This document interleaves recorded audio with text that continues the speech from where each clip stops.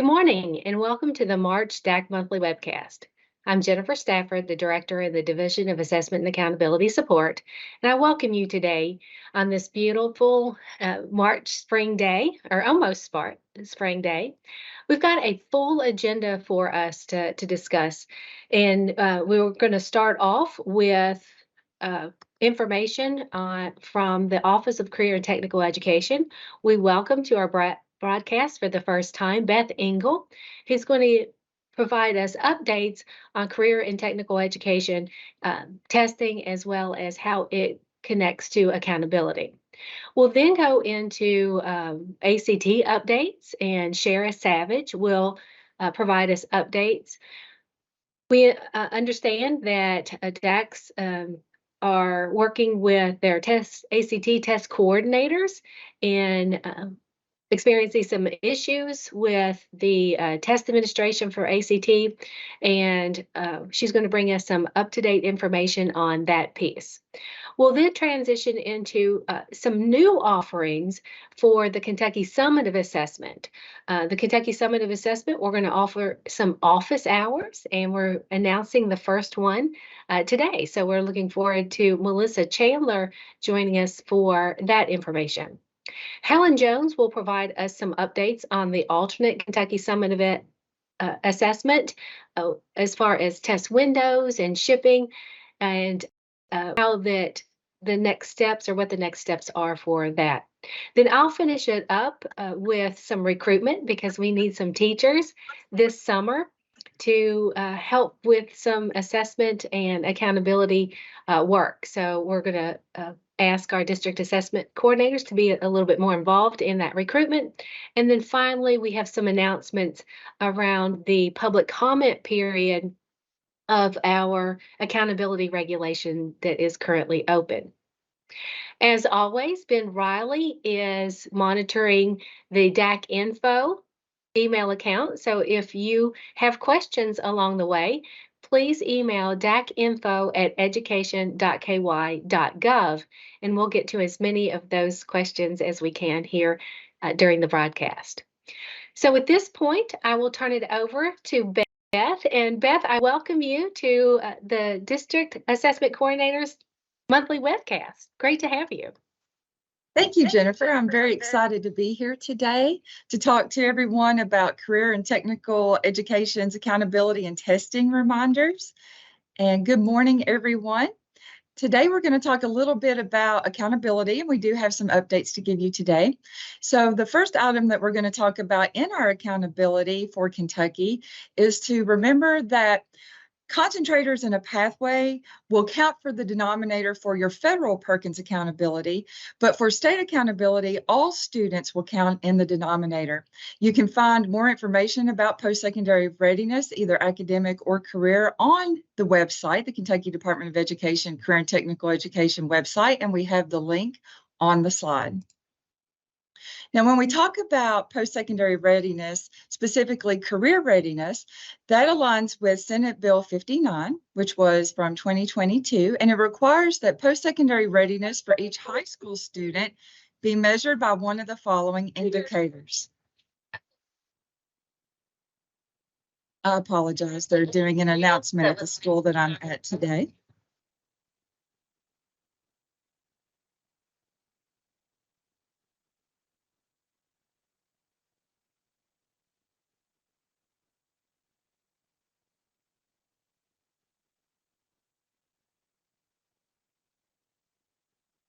I apologize for that interruption.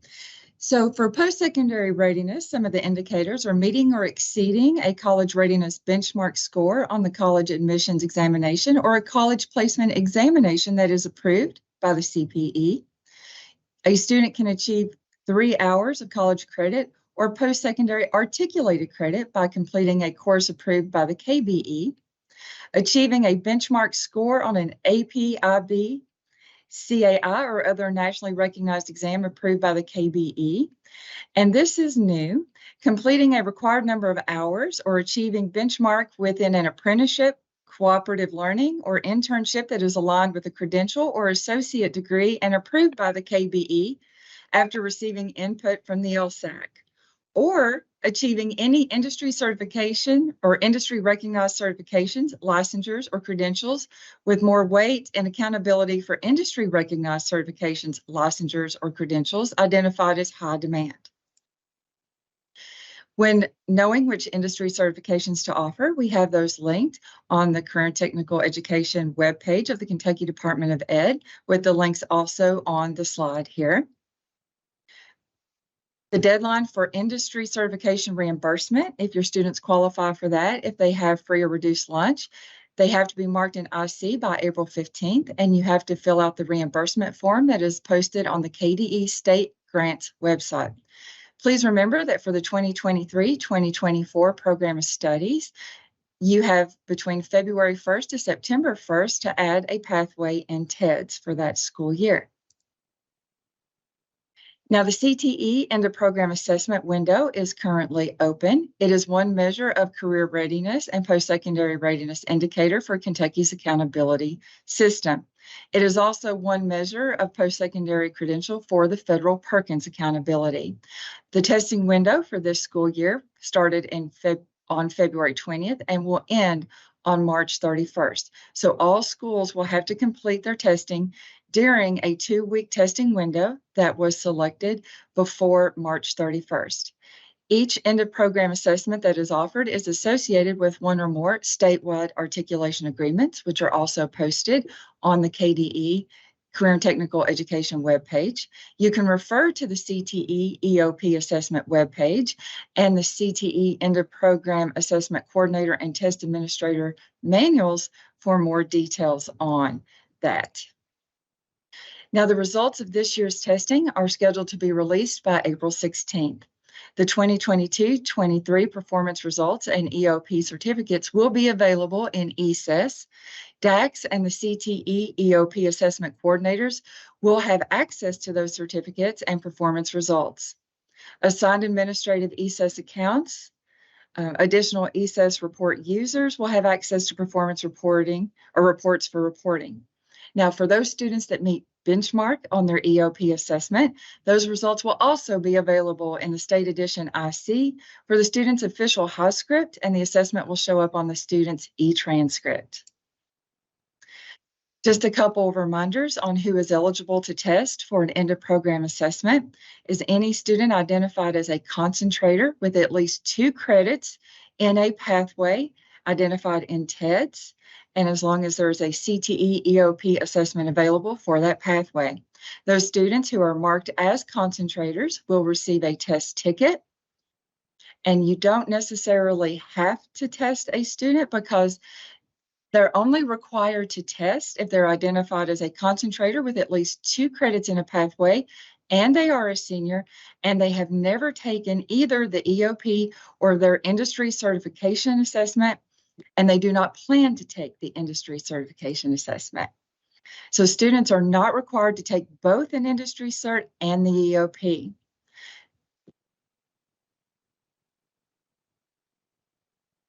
The Skilled Trades Track Assessment is another component of industry certification administered in ESES. For the track program, or if you need more information on that, please contact Mary Taylor with OCTE. The testing window for the Skills Trades Track Assessment is also February 20th through March 31st. All initial skilled trades track testing must be completed by March 31st. Track assessment performance results are immediate, and April 17th through the 28th is the retesting window for the Skills Trade Track Assessment. Another note, please note that CTSO affiliation can impact your Perkins funding moving forward, and all CTE programs are required by Perkins to be aligned with their career and technical student organization. If you have any questions, please contact any of these people listed at the KDE Office in Career Technical Education. Are there any questions?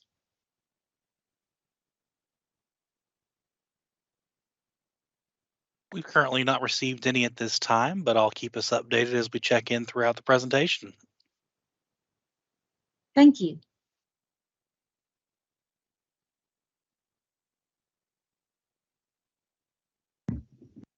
Good afternoon, good morning, everyone. Thank you for taking the time to join us. So first off, I want to talk about, I want to recognize that we had some widespread wind and some damage. We had students who were without power. So we recognize that some of the testing was disrupted because of the weather. And if this happened to you and you've had to delay testing, so there's a couple of reminders I want to bring to you. So if you already had your test session set up in PAN, there's no adjustment needed. If you had not already set up your test sessions in PAN, then you will need to still prepare those sessions. ACT asked testing staff to adjust the scheduled date and form group top values to align with dates schools plan to test. And as a good reminder, if you had printed your test tickets, you will not need to reprint them. They'll still be the same. And another important note to make is any testing that you begin in test window 1. So if you're online testing, it's Tuesday, Wednesday, Thursday.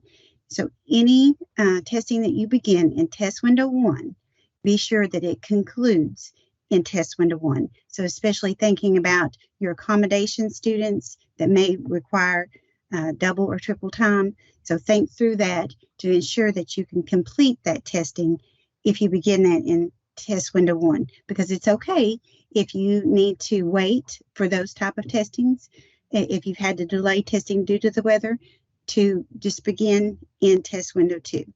Okay. So now, so I know this week we've dealt with some testing interruptions due to PAN and TestNav systems. And I realize that this is ACT and KDE realizes this has caused confusion and frustration with testing staff and our students. And the students have not had a smooth testing experience. And we definitely recognize that. And we're hopeful moving forward that everything is resolved. So if this happened, we went out with, if your school was impacted, because it didn't impact every student or every school. We were one of 9 states testing this week, and it was sporadic. But if this did happen to you, we did release a special DAC email yesterday that outlines all the steps to take to get those students who had that interruption, to get them finished with their testing. So, and just same as with the delay in testing, we want to reiterate that, if you start to resume the testing, be sure it's on a Tuesday, Wednesday, or Thursday. And for those accommodated students, make sure that you can complete that, work to get that completed during those testing days that we still have remaining in test window 1.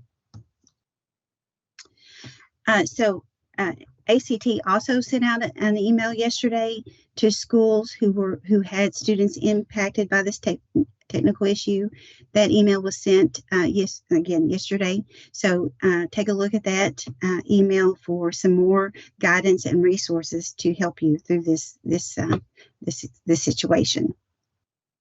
So a bit of good news. I know I'll give a lot of bad news there, but although we had weather that impacted some districts, and we had the impact of the online test delivery on Tuesday, we have still had a productive initial testing week. So on Tuesday, we had a little over 23,000 students that completed their testing. And then since then, as of Wednesday, as the close of business on Wednesday, we had over 30,000 individual online test sessions that have been completed. So some really good movement on testing in this first initial week, even though we've had a lot of hurdles to overcome. Okay, now I want to remind you about some upcoming dates and deadlines. So the most important one that I want to share with you is a reminder that right now, if you need materials for test window 2, that additional order window is open now, and it will close tomorrow at close of business. So if you need to order those materials, I highly suggest you get in there and get those ordered because the deadline, again, is tomorrow, close of business, tomorrow, March 10th. Okay, and then another one, I get a lot of questions on this. So it's a little bit different now that we're doing all online testing. The scheduled pickup date for any materials that needs to be returned to ACT is March the 20th. So that will be the scheduled pickup date to send all your materials back. And if you miss that pickup date, that scheduled pickup date, the deadline to return window 1 materials is March 27th. So the scheduled date is March the 20th, but if something happens and you don't make that date, be sure to get all those returned by March 27th. So the last important date is window 2, the time frame which you can create online test sessions for window 2. So that is March 15th through the 30th. So next week, you can begin creating those test sessions for window 2. Okay, and then last reminder for you is our ACT and OAA office hour. We will be having one next Friday, March the 17th, beginning at 10 a.m. Eastern Time. So that is all the updates I have for you. I will pause here to see if we have any questions. Hey, Shara, we did get one question in. I'll go ahead and read it to you here. Okay. This person, it's a district, they tested Tuesday, and they had students whose test was interrupted due to the multi-state ACT Pearson issue, which you were talking about earlier. They've tried to retest a few of those students, and they're still getting an error message when they try to restart the test. They say ACT has not been able to help find a resolution for the error, but they were wondering, have other schools been able to complete their interrupted tests, and what should their next steps be if they cannot get the test to complete? Okay, so yeah, we have had some success in completing those tests. So I tell you, why don't I work with you one-on-one? Ben, if you could forward me that email, and I will work with you to get that issue resolved. Okay. Absolutely. Right. Any others? No, that's all for now. If we get any more, we'll loop around at the end and make sure we answer them. Okay. Thank you so much. Uh-huh. All right, Shara, I'll take over. Hello, everyone.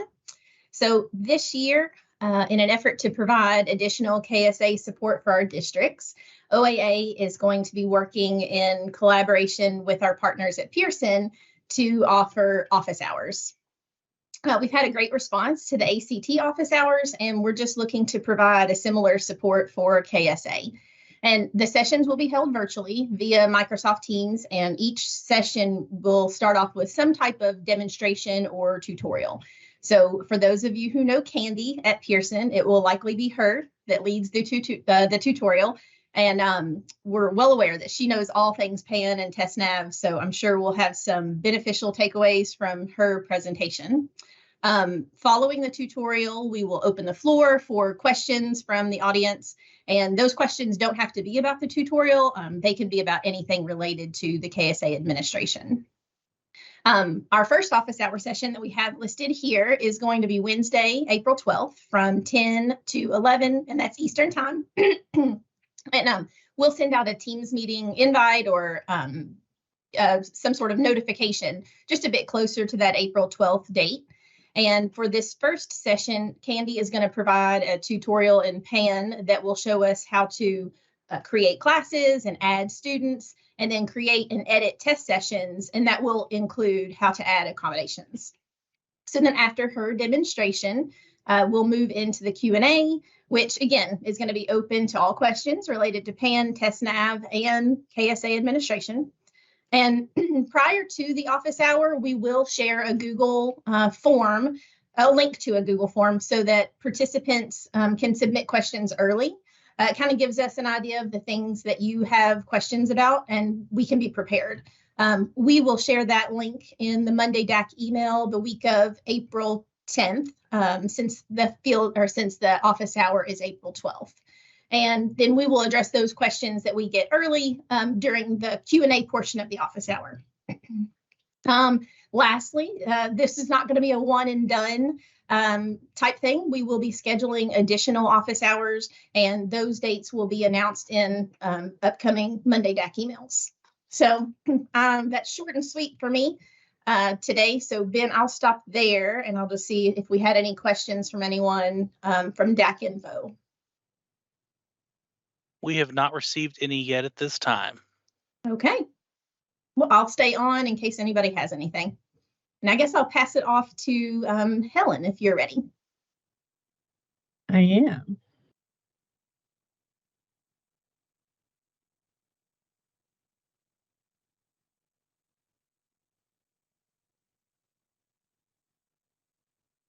Well, first of all, I just want to say good morning to everyone, and I hope that all of you are safe and your families are safe following the wins that we had last week, and that your schools are back in session and your students are doing well. I just want to talk through a few of the upcoming updates in regards to the alternate Kentucky Summative Assessment. Wanted to give you a few reminders as well, because there are a few things that are going to be happening in the next couple of weeks that we want to make you aware of. First of all, Window 1 makeup will be closing on March 24th, and the expectation is that you'll have those scores in to the SRD. Now, as always, if there are exceptional circumstances, please do not hesitate to contact DAC Info, and we will work with you to get those resolved. Also, I want to remind you, as we're preparing for the spring administration for Window 2, the shipping information. Window 2 will begin shipping the week of March 27th through the 31st, or April 3rd through the 7th. And that's based on if the district utilized the time by, I think it was the 13th, to select when you would like to have the materials shipped to your district.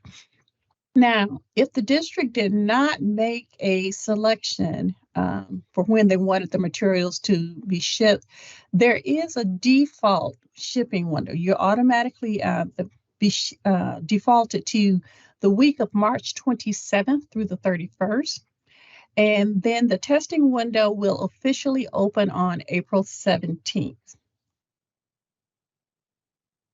I also want to remind you that the TAR training the training for the TAR will close March 24th, and the administration will close March 30th. We will please look for a special AKSA email that will be released later today with additional details regarding the alternate Kentucky Summative Assessment. And at this point, I'm going to stop and see if we have any questions.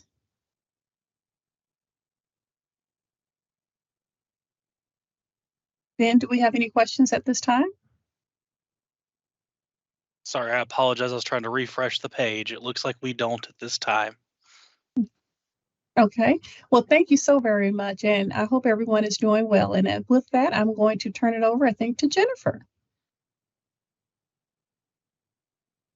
Thank you, Helen, and others who have presented.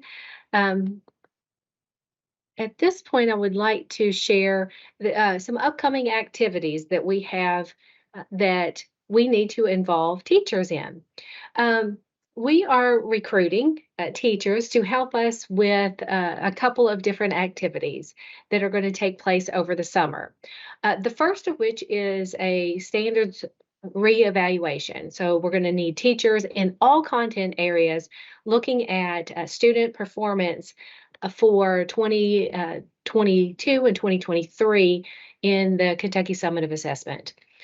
Students or teachers in all content areas at all grade levels. So we are looking and seeking teachers in English language arts, math, science, social studies, every content area across all grade levels. So we need teachers in all grade levels, 3 through 11, to participate in these standard setting. We're going to organize with and coordinate with Pearson, who is going to lead the efforts around this standards validation. That is going to be held the week of June 5th through 9th. So we're hoping that your teachers are out of school at that point and will be interested in participating in this activity. It's going to be held virtually. So they can stay home, they can be in their classrooms, wherever they have a good computer internet connection, and be part of this important work. Now, it's going to take place that week. However, each content area will not be all week long. So there will be a day of work for each content area. So for example, reading could take place on Monday and math take place on Tuesday, and that type of schedule. Teachers will be compensated on the amount of work that they do. And so we're asking that you help us with the recruitment of these teachers. In addition, we have for peer review, and peer review is a way that states demonstrate to the U.S. Department of Education that our assessments meet the technical quality and the standards in which they have set for our state assessments. So we have to undergo a peer review, and we need teachers to participate in what is called a standards alignment study. So in this activity, we need teachers who can analyze the ELP standards and our Kentucky assessment standards, or our Kentucky academic standards. So we're looking for teachers that will be able to make some determinations, have a good understanding of the standards in which they are teaching, to be part of this important study. Now, we're working with Humro, who is organizing and will be facilitating that task. And again, it's also going to be a virtual meeting. So again, teachers can stay at home and participate in this alignment study. Teachers for the ELP alignment study will also be reimbursed, and we don't have those dates particularly determined as we do the standards validation, but we're thinking somewhere mid-June, so after the standards validation work, and maybe if that doesn't work for them, then it could be sometime in July. So what we're seeking here are teachers who are interested in it, and then Humbro is going to reach out to those teachers to determine what dates work best for them. But again, we're thinking mid-June to sometime in July. And if your teachers want to be involved in both, they can do that as well. So it's not just an either or. We're looking for qualified teachers who are willing to participate in some important activities. Now, how we are recruiting is we are going to send you, the district assessment coordinator, an email. And in that email is going to be a Google form.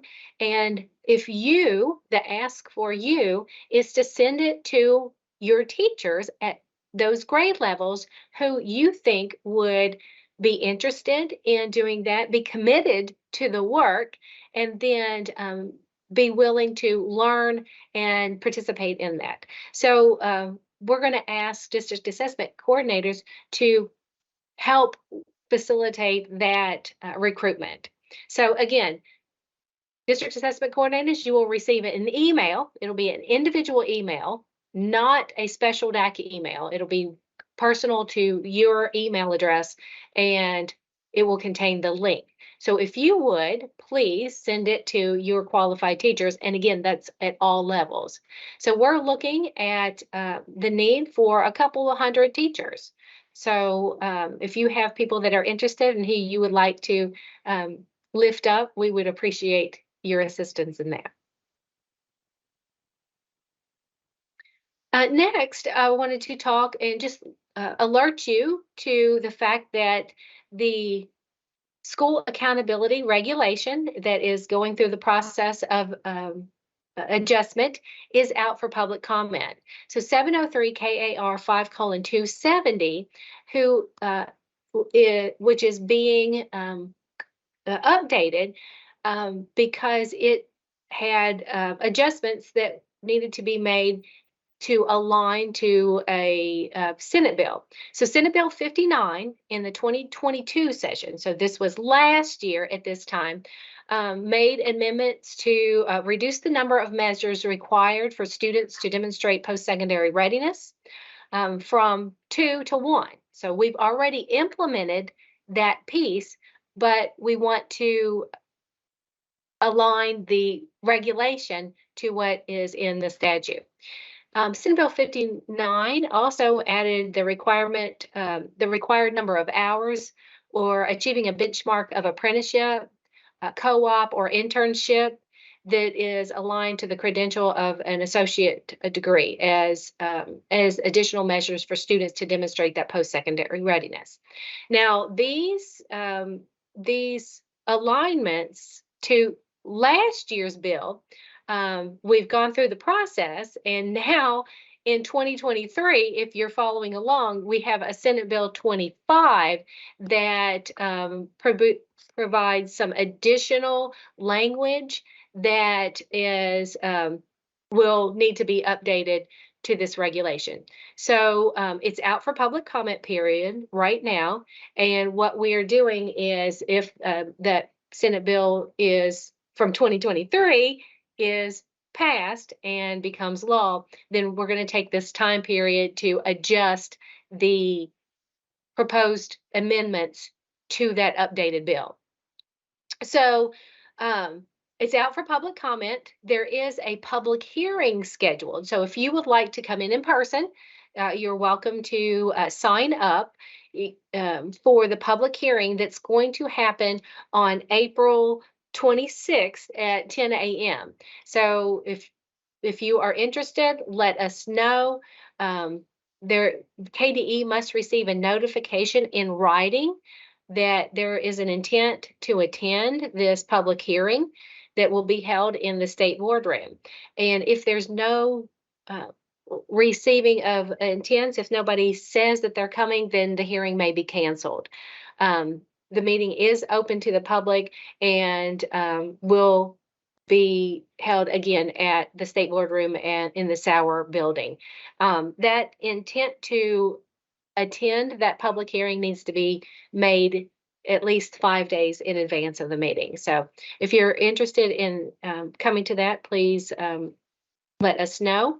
But you can also email or mail in your public comments. Those are being accepted through April 30th.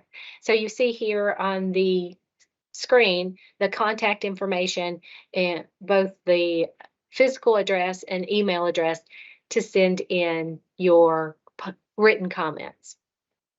So again, a couple of opportunities to provide feedback on that regulation. Let me pause at this point, Ben, and ask if you have any additional questions on those two topics, or if you've received any from our other topics for our other presenters. Sure, I'm refreshing our page right now just to be extra sure. And we have not received any additional questions on those topics or our other topics at this time. All right. Well, if you do have questions, please email DAC info at education.ky.gov and we'll respond to those. If not, I want to thank you very much for attending. I want to thank Beth Engel for being here in her first presentation on the DAC Webcast. Hopefully many more to come. Also, thanks to Shara for all the work that she's done this week and her leadership, as well as Helen and Melissa. And we will see you back here next month on April 13th. Until then, please stay safe and stay healthy. Take care.